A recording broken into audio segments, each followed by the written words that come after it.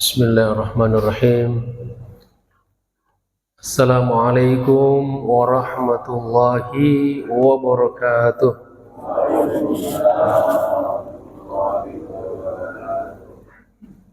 Alhamdulillahi rabbil alamin. Wa bihi nasta'inu ala umuri dunya waddin. Wassalatu wassalamu ala asyrafil anbiya'i wa afdhalil mursalin wa ala alihi wa sahabatihi wa tabi'in wa man tabi'ahum bi ihsanin ila yaumiddin. Subhanaka la ilma lana illa ma 'allamtana innaka antal alimul hakim. Allahumma 'allimna ma yanfa'una wanfa'na bima 'allamtana. Rabbana zidna ilman warzuqna fahma. Rabbi syrah li sadri wa yassir li amri wahlul 'uqdatam min lisani yafqahu qawli. Amma ba'd. Faqad qala Allah subhanahu wa ta'ala, kullu nafsin dha'iqatul maut. Wa qala aidan, alladzi khalaqal mauta wal hayata liyabluwakum ayyukum ahsanu amala. Wa qala an-nabiy sallallahu alaihi wasallam hina masu'ila man aqyasun nas faqala aktsaruhum lil mauti dzikran wa ahsanuhum lima ba'dahu isti'dadan. Sadaqallah wa sadaqa Rasulullah wa nahnu ala dzalika minasy syahidin wasyakirin walhamdulillahi rabbil alamin. Pergi ke pasar membeli ikan, tidak lupa juga membeli terasi. Puji syukur kita panjatkan, alhamdulillah bisa berjumpa lagi. Jauh pulau dari Malaka, pergi haji ke kota Mekah. Dengan bismillah, taklim dibuka, semoga semua mendapatkan berkah. Alhamdulillah, puji syukur kita panjatkan kepada Allah Subhanahu wa ta'ala. Setelah kita sholat subuh berjamaah, kita luruskan niat kita. Pertama, niat i'tikaf di masjid. Semoga duduk-duduk kita bisa juga sambil ngopi, sambil ngeteh. Yang tidak saum ya, karena hari ini hari Tasu'a, besok Asyura. Inti pokok puasa itu adalah Asyura. Tasu'a untuk membedakan Asyura kita dengan Asyuranya orang di luar Islam. Jadi kalau yang tidak sempat saum hari ini, jangan lupa besok. Jangan hari ini puasa, besok enggak. Jadi kalau dalam bahasa hukum, Tasu'a itu adalah salah satu illat daripada pensyariatan puasa Asyura. Jadi duduk kita di masjid, insya Allah bernilai ibadah di sisi Allah Subhanahu wa ta'ala. Yang kedua, kita niatkan bersilaturahim. Mudah-mudahan dengan silaturahim Allah Subhanahu wa ta'ala senantiasa lapangkan rezeki kita dalam makna yang seluas-luasnya. Rezeki bukan hanya materi, bukan hanya uang, bukan hanya harta, tetapi sehat itu adalah rezeki, rasa tenang dalam hidup adalah rezeki, memiliki keluarga yang bahagia adalah rezeki, mendapatkan sumber pekerjaan yang halal juga rezeki. Dan mudah-mudahan dengan silaturahim Allah Subhanahu wa taala panjangkan umur kita, baik umur biologis ataupun umur kronologis, baik umur dari aspek jumlah tahunnya ataupun umur dalam makna bahwa meskipun kita sudah wafat, maka kebaikan kita senantiasa bermanfaat bagi orang lain. Dan yang tidak kalah pentingnya, kita niatkan untuk senantiasa belajar. Talabul ilmi, mudah-mudahan dengan kita senantiasa ikhtiar belajar, menuntut ilmu, kita diberikan ilmu, dan di atas ilmu itu adalah pemahaman. Banyak orang berilmu tapi nggak paham. Makanya kata Nabi, man yuridillahu bihi khairan, barang siapa yang diinginkan oleh Allah Subhanahu wa taala mendapatkan kebaikan, yufaqihu fiddin, maka Allah akan pahamkan dia di dalam agama. Banyak orang hafal Al-Quran, banyak orang hafal hadis, banyak orang tahu tentang dalil tapi nggak paham dalil. Maka pentingnya kita belajar, bukan sekedar dapat ilmu, tapi ilmu itu kita pahami. Dan yang tidak kalah pentingnya, setelah kita pahami, kita amalkan. Insya Allah. Bapak Ibu sekalian yang saya hormati, para orang tua, para asatid, tokoh masyarakat, para pengurus masjid yang kita cintai ini, serta Bapak Ibu sekalian jamaah salat subuh dan majelis taklim yang saya hormati, kita masih membahas kitab At-Tadhkirah. Kitab apa namanya? At-Tazkirah. Ingat itu ya, At-Tazkirah. Khawatirnya nama kitabnya pun kagak hafal.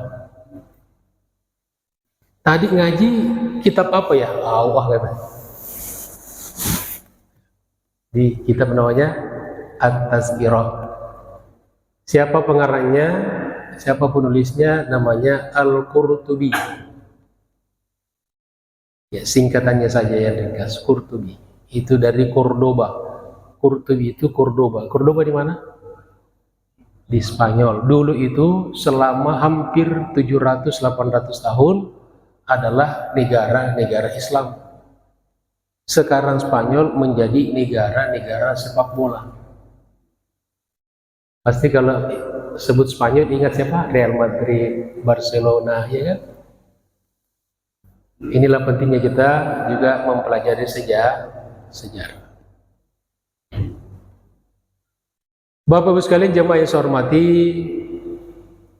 di kesempatan ini yang kita bahas bisa dilihat kalau yang bawa kitab ya, Masya Allah, itu di halaman 64 dan seterusnya.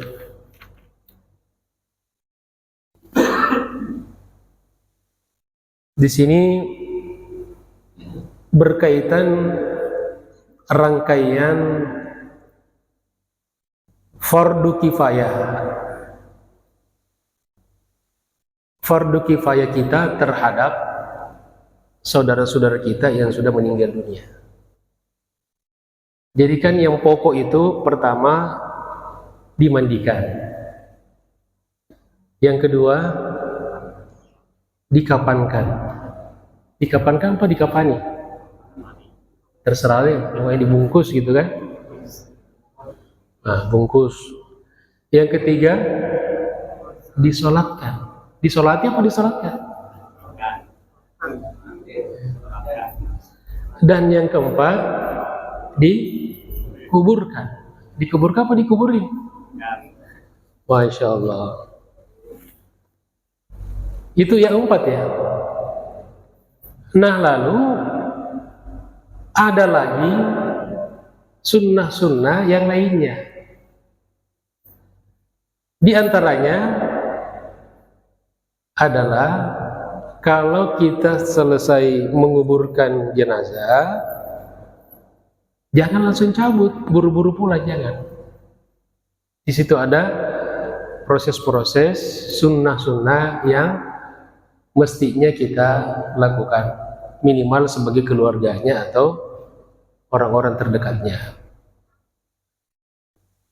Nah, kemudian juga tentang konsep lahat, ya, liang lahat. Ya, nanti kalau dia nanya kenapa orang Islam kalau meninggal dunia dimasukkan ke dalam lahat, kenapa harus dilubangi lagi ke samping, kenapa tidak langsung saja di tengah-tengah? Maka qala al-muallif rahimahullah, rawa Ibnu Majah wa Tirmidzi bi isnadin hasanin, diriwayatkan oleh Ibnu Majah juga At-Tirmidzi dengan sanad yang hasan, dhaif, hasan, sahih. Jadi hasan itu sedikit lagi naik jadi sahih. Tapi kalau hadis hasan itu ta'addadat turuquhu, kalau dia banyak riwayatnya, maka otomatis naik menjadi sahih. Jadi hasan itu sebetulnya hadis sahih. Anna Rasulullah sallallahu alaihi wasallam, sesungguhnya Rasulullah sallallahu alaihi wasallam bersabda. Apa kata Nabi? Al-lahdu lana wasyaqqu li'a'daina. Al-lahdu lana, al-lahdu lahat, liang lahat, itu punya kita, maksudnya ajaran kita. Jadi orang Islam kalau meninggal, kalau dikuburkan, dimasukkan ke dalam lahat. Makanya di hadis lain kata Nabi, talabul ilmi minal mahdi ilal lahdi, dari buayan sampai ke liang lahat.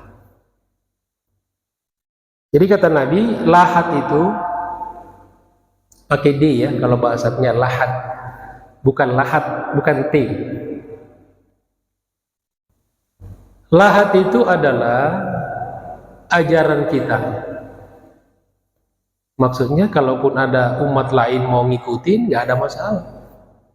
Tapi itu kan urusan mereka. Tapi kalau orang Islam, lahat itu adalah ajaran Nabi. Kemudian wasyaqqu, sedangkan menggali yang hanya lurus saja, li'a'daina, itu ajaran milik musuh-musuh kita di luar Islam. Ya. Dalam satu riwayat, li ghairina, selain kita. Kenapa Nabi menggunakan diksi atau kata musuh-musuh kita? Karena dulu pada zaman Nabi itu masih masa-masa berperang. Nabi dan sahabatnya dikelilingi oleh para musuh. Jadi dari riwayat ini jelas bagi kita ya bahwa memasukkan jenazah ke dalam lahat itu bukan sekedar, bukan tradisi atau bukan sekedar gaya-gayaan ya. Tapi memang dia adalah sunnah, ajaran baginda Rasulullah SAW, ajaran Islam.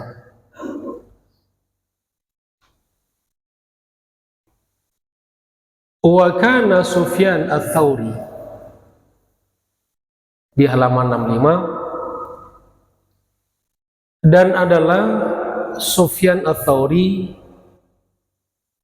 wafat 96 Hijriah, wafat di Kufah. Daerah Kufah itu di mana? Di mana? Di Irak. Kalau kita baca kitab, nama kota ini Kufah, Basra, itu sering kita jumpai. Kalau jadi Cempaka nggak pernah ya. Ya.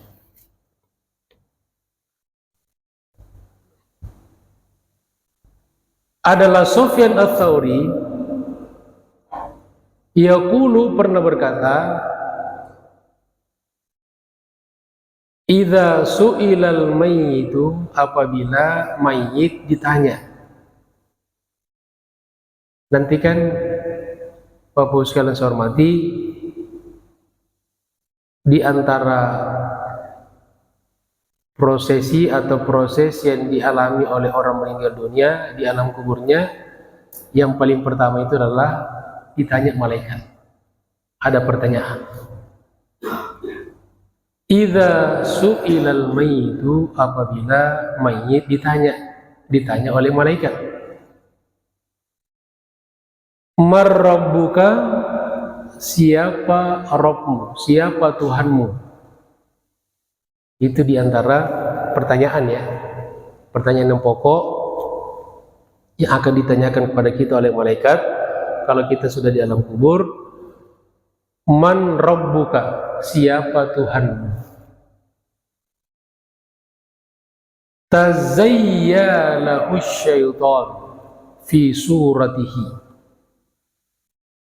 fayashiru ila nafsi. Maka syaitan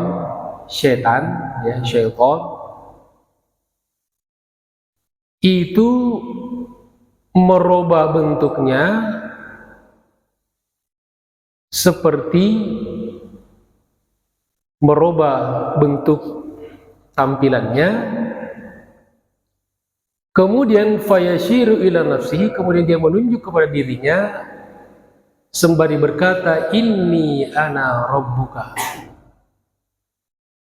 saya ini adalah Tuhanmu. Masya Allah, Bapak sekalian. Jadi syaitan itu tidak hanya menggoda kita dikala kita masih hidup, dikala kita sehat, tapi dia datang menggoda kita waktu sakaratul maut. Dan tidak selesai sampai di situ, sampai di alam kubur pun masih menghalang-halangin kita. Jadi setan mengatakan, inni ana rabbuka, saya adalah Tuhanmu. Nah, inilah di antara illat hukum. Jadi kalau kita bicara masalah hukum, ada namanya illat. Ada hukum karena ada illat. Illat itu penyebab, konsideran. Kalau tidak ada illat, dia ada hukum. Makanya ada kaidah mengatakan, al-hukmu yaduru ma'al illati wujudan wa adama. Hukum itu berputar, berotasi berdasarkan illatnya. Ada illat, ada hukum. Tidak ada illat, tidak ada hukum. Hukum itu ada berapa, Bapak sekalian? 5. Wajib, sunnah, haram, makruh, mubah. Itu 5 hukum. Jadi kalau ada orang ditanya apa hukumnya, dia jawab bid'ah. Nggak ngerti hukum. Bid'ah itu bukan hukum. Ya. Nah, jadi konsideran kenapa kita disuruh banyak mendoakan orang yang meninggal dunia, dan jangan buru-buru cabut setelah menguburkan jenazah. Nah, di sini salah satunya karena ada terkait dengan masalah-masalah yang dihadapi jenazah setelah kita kuburkan. Ya. Qala ulama berkata. Jadi ulama ketika berkata itu bukan dari hawa nafsunya, tapi setelah dia pahami Al-Quran, pahami hadis Nabi, perkataan sahabat, kaidah-kaidah hukum. Karena orang sekarang kadang-kadang ada, saya tidak perlu ulama, kita harus kepada Al-Quran dan hadis. Emang kamu siapa? Kita ini siapa? Kita pun mengenal Al-Quran dan hadis itu dari ulama, para guru. Nah, jadi ulama itu baca Al-Quran, baca hadis, baca dalil, lalu dikumpulkan semuanya, lalu dipahami dengan pemahaman yang benar. Tidak dengan pemahaman yang liar. Seperti kita sekarang, baca terjemahan, simpulkan sendiri, lalu menyalahkan orang. Inilah yang bikin ribut di masyarakat. Nah, apa kata ulama? Wa min huna, dan dari sinilah kana Rasulullah sallallahu alaihi wasallam, adalah Rasulullah sallallahu alaihi wasallam yad'u, berdoa, idza akhadhu fi taswiyatil lahdi 'alal mayyiti, kalau orang-orang, kalau mereka ini sudah menimbun, meratakan tanah di dalam lahat. Ya, kalau kita sudah menguburkan jenazah, apa kata Nabi? Nabi doakan, Allahumma ajirha minat syaitan wa min azabil qabri wa thabbit indal mas'alah mantiqaha waftah abwabas samai li ruhiha. Itu diantara bacaan yang Nabi baca di sisi, di samping makam kuburan. Jadi berdoa di kuburan itu bukan bid'ah. Ya. Dalilnya banyak, berapa mau dalil? Jadi orang sekarang nanya, mana dalilnya? Dikasih dalil juga kagak paham. Mau berapa dalil? Banyak sekali. Cuma karena kita malas. Dan kita sudah didoktrin oleh guru kita, pengajian kita. Kalau saya nggak mau doktrin orang, karena ilmu ini banyak, guru banyak, silakan belajar dari mana saja. Saya nggak pernah larang orang, jangan belajar di si pula, jangan belajar, kecuali memang dia mengajarkan yang sesat. Jangan belajar dari orang-orang yang mengajarkan kesesat. Tapi selama Ahlus Sunnah wal Jamaah, jangan kita batas-batas. Nah, apa kata Nabi? Allahumma ya Allah, ajirha. Apa artinya ajirha? Jauhkan dia. Kalau imam setelah sholat diulang-ulang, Allahumma ajirna minan nar, ajirna. Jadi bukan ajirna, bukan dipanjangkan hamzahnya, alifnya. Kadang-kadang kita dengar, mungkin karena nggak paham atau terbatasan, Allahumma ajirna minan nar. Kalau ajirna diberikan pahala dari neraka. Neraka salah itu. Allahumma ajirna minan nar. Ya. Jadi penyebutan huruf yang salah itu salah makna. Ya, ini pentingnya kita belajar. Alif dengan ain. Alhamdulillahi rabbil alamin, itu alif. Alhamdulillahi rabbil alamin. Beda artinya. Ya Allah, jauhkan dia jenazah itu minas syaitani, dari syaitan. Wa min azabil qabri, dan dari siksa azab kubur. Jadi menunjukkan bahwa syaitan itu masih menggoda di kubur. dan dari azab kubur. Wa tsabbit indal mas'alah mantiqaha, dan kokohkan dia ketika menjawab pertanyaan-pertanyaan malaikat. Waftah abwaabas sama, dan bukakanlah ya Allah pintu-pintu langit liruhiha, untuk menyambut rohnya. Itu makanya Nabi setelah menguburkan jenazah nggak langsung pulang. Ya.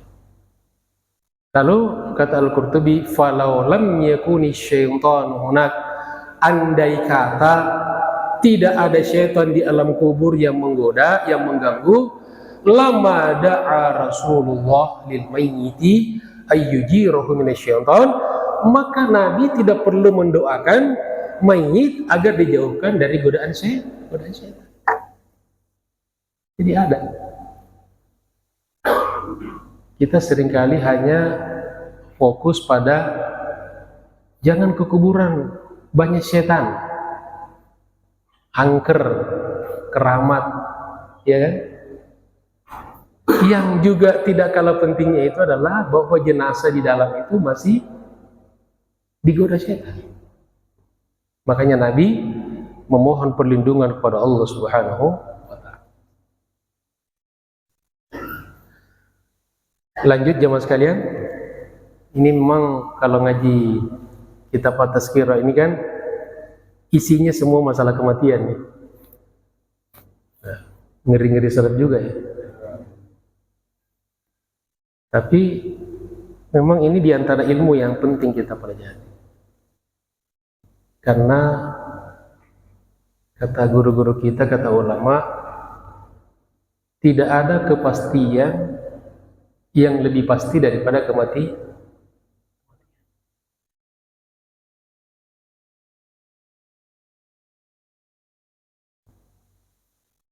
Jadi kalau ada yang kurang senang, gak apa-apa. Tapi insya Allah nanti manfaatnya kita akan tahu. Ya, manfaatnya kita akan tahu. Tapi kalau jamaah di sini senang semua ya, senang kita At-Tazkirah ya. Kalau nggak senang nanti kita ganti kitabnya. Ya, banyak kitab yang bisa dikaji. Cuma jangan baru beberapa pertemuan ganti kitab lagi. Dan kalau ngaji kitab ini terarah, sumbernya jelas. Dan ini udah matang. Al-Qurtubi ini wafat 671 Hijriah. Sekarang 1447 Hijriah. Berapa ratus tahun? 800 tahun. 700-an. Ya. Masya Allah. Jadi orang meninggal ini rata-rata lebih lama di alam kubur daripada di dunia. Iya kan? Di dunia ini rata-rata 60-70 tahun. Tapi di alam kubur bisa lama sekali. Imam Syafi'i itu di alam kubur sudah 1225 tahun. Wafat 204 Hijriah. Ya, jadi mestinya persiapan kita di alam kubur harus lebih banyak Pak ya, Bu, daripada di dunia. Tapi realita hidup kita kan, orang kan cari bekal dunia aja kan. Ya.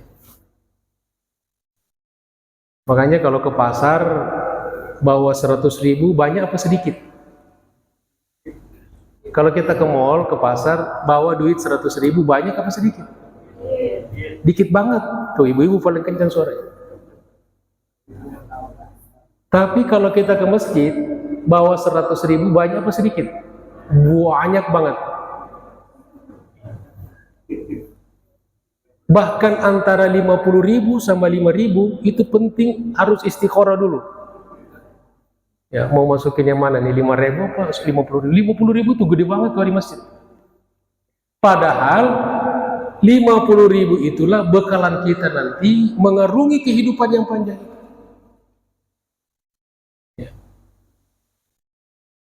Maka mungkin ada yang berpikir, ya Allah, dulu orang tuaku ketika hidup saya belum punya apa-apa, menyesal. Sekarang masih hidup, orang tua sudah meninggal dunia, sedekah untuk dia.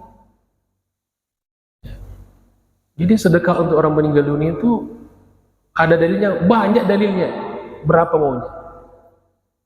Ada sahabat datang, ya Rasulullah, inna ummi qad matat, ummiku, ibuku sudah meninggal dunia.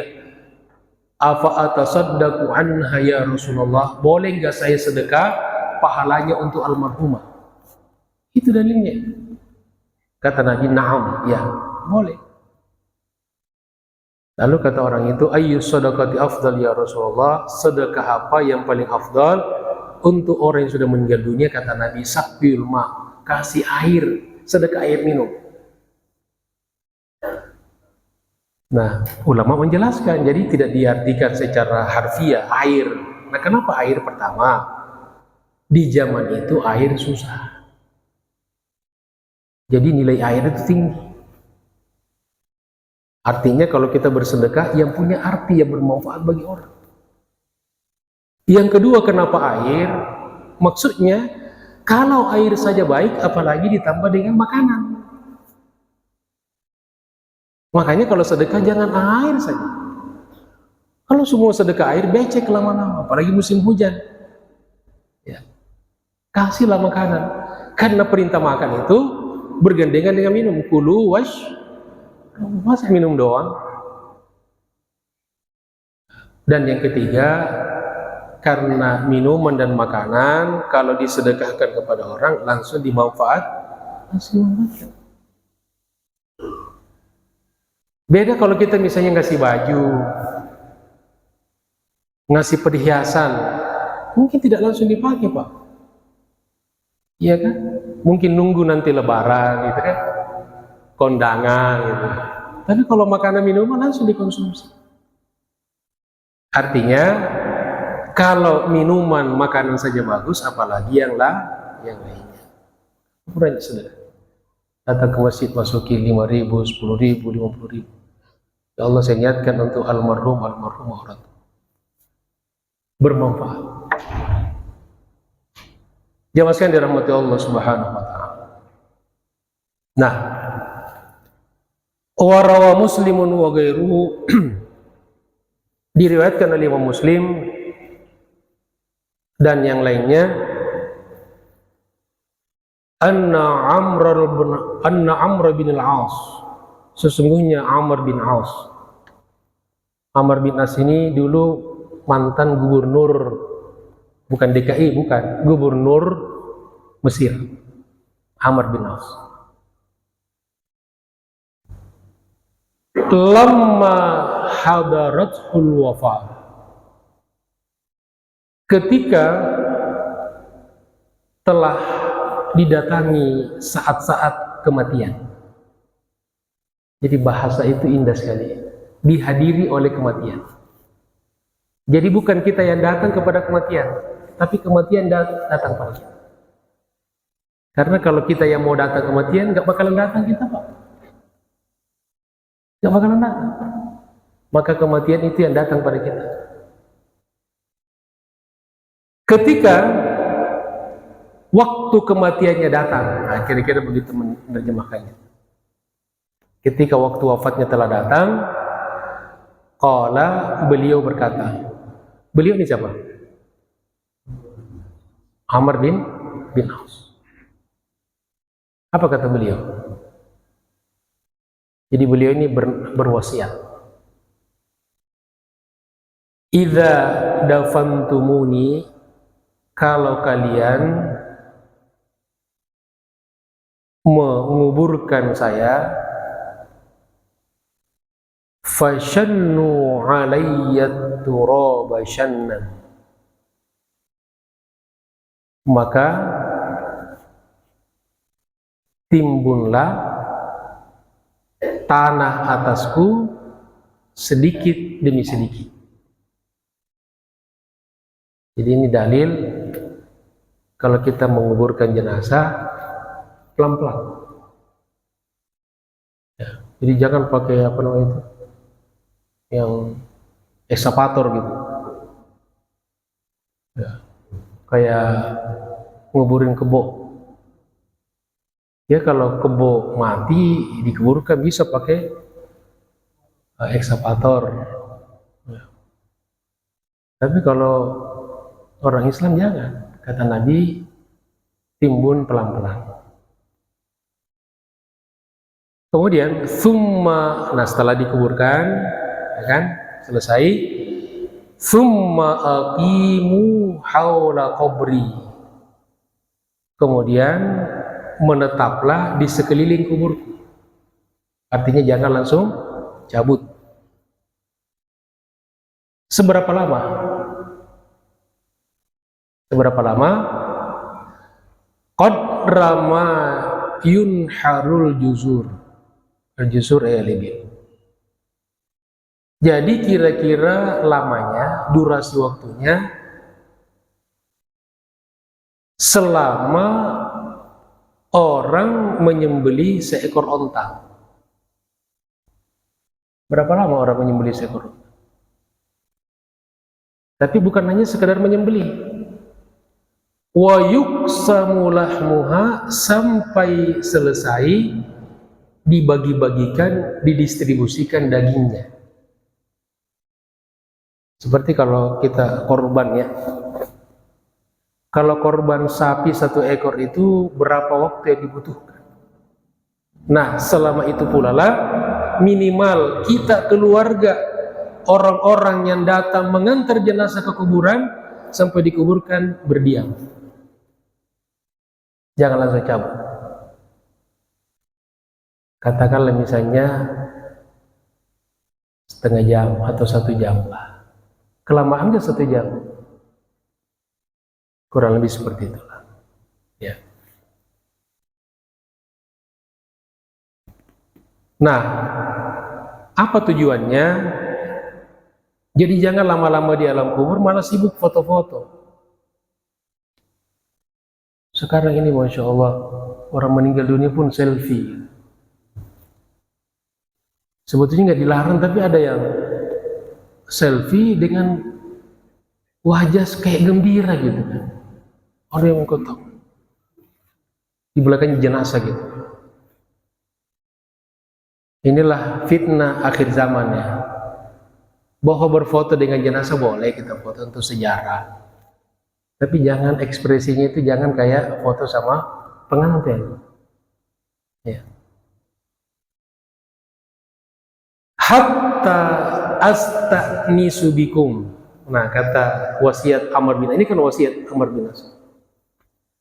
Sampai saya merasa akrab dengan kalian. Jadi kita kalau ketemu orang di jalan, sampai kita bisa akrab dengan dia, ngobrol dengan tenang, itu butuh waktu berapa itu? Assalamualaikum, siapa namanya, dari mana? Halo. Nggak akrab. Ya, berlama-lama dulu, mungkin ya katakanlah setengah jam. Ya, Nabi kasih ukuran seperti menyembelih seekor onta sampai dibagikan dagingnya. Jadi kata Amr bin As, sampai aku nyaman dengan kalian. Kemudian wa tanduru madza uraji'u bihi rusul rabbi azza wa jalla. Dan agar kalian bisa menyaksikan, bisa melihat bagaimana saya menjawab pertanyaan malaikat Rasul Allah, utusan Allah. Jadi kira-kira seperti kita menemani anak ujian di sekolah. Ya kan? Orang tua yang ngantar anaknya ke sekolah, misalnya di waktu ujian, emaknya, bapaknya masuk di kelas enggak? Enggak masuk. Tapi di luar kelas, sampai dia merasa nyaman.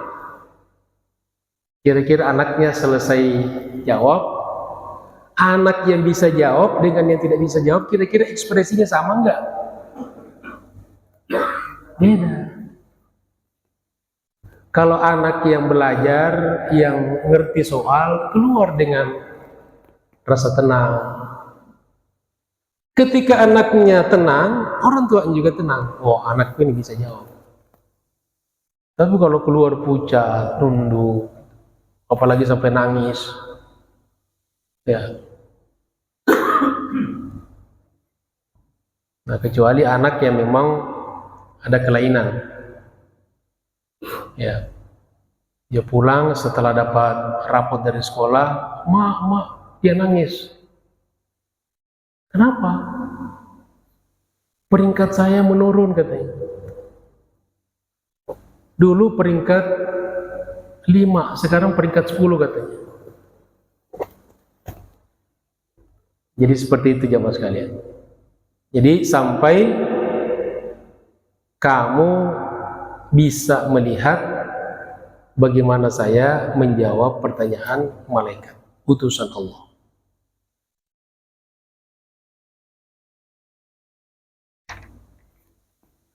Qala al-Hafidz Abu Nu'aim rahimahullah, wa yakunu ad-du'a'u lil mayyit ba'da dafni bit-tathbit. Jadi doa untuk mayit setelah dikuburkan intinya itu adalah memohon kepada Allah agar si mayit diberikan keteguhan. Ya. Seperti anak bisa jawab, atau kita misalnya bisa jawab pertanyaan kalau kita ujian, itu kan tenang tidaknya kita menjawab tergantung persiapan kita kan. Kalau kita siap, bisa jawab dengan baik. Tapi kalau nggak siap, pasti nggak bisa jawab. Kalaupun ngomong, ya salah atau asal-asalan. Nah, maka wal insanu mustaqbilu wajhan mayyit, lalu semua itu menghadap ke kuburan. Wa yaqulu da'i, lalu masing-masing berdoa. Apa doanya? Indah doanya ini. Jadi kalau yang tidak hafal, doa ini bisa ditulis. Jadi kalau kita selesai menguburkan keluarga, bacakan doa ini di samping kuburan. Allahumma hadza 'abduka wa anta a'lamu bihi minna wa la na'lamu bihi illa khairan wa qad ajlastahu litas'alahu fa nas'aluka Allahumma an tuthabbitahu bil qawli tsabiti fil akhirah kama thabbattahu fid dunya.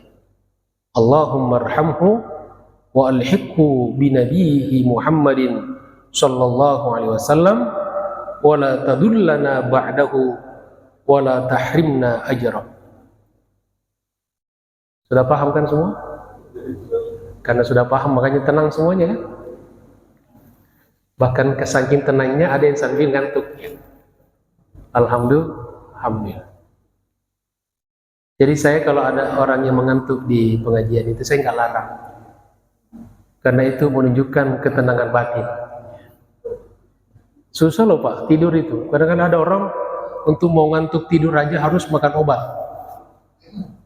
Jadi kalau mau bisa tidur itu khutbah Jumat sama pengajian. Apalagi kalau yang dibahas tentang kematian. Insyaallah. Alhamdulillah. Kita artikan doanya ya. Allahumma ya Allah, hadza 'abduka, ini hambamu, wa anta a'lamu bihi minna, engkau lebih tahu tentang dia daripada kami, wala na'lamu bihi illa khairan, dan kami tidak mengetahui tentang dia kecuali kebaikan. Makanya kalau orang sudah meninggal dunia Pak, Bu, ya jangan lagi cerita keburukannya. Nah ini ilmu ini. Ya, jadi kalau orang sudah meninggal dunia jangan lagi pernah cerita keburukannya. Tutup filenya. Ustaz, tapi saya tahu, doakan sama Allah. Minta ampunkan kepada Allah. Ya. Makanya ketika kiai atau ustadz memberikan kata sambutan pengantar jenazah apa? Terakhirnya atasyhadunahu min ahlil khair. Apa kita jawab? Walaupun mungkin kita nggak kenal jenazah itu, tapi harapan kita insya Allah dia baik. Dari situlah kita stop cerita keburukan orang meninggal. Kata Nabi, dan kami tidak mengetahui, seolah-olah kita lupakan semua keburukannya, kecuali hanya kebaikan.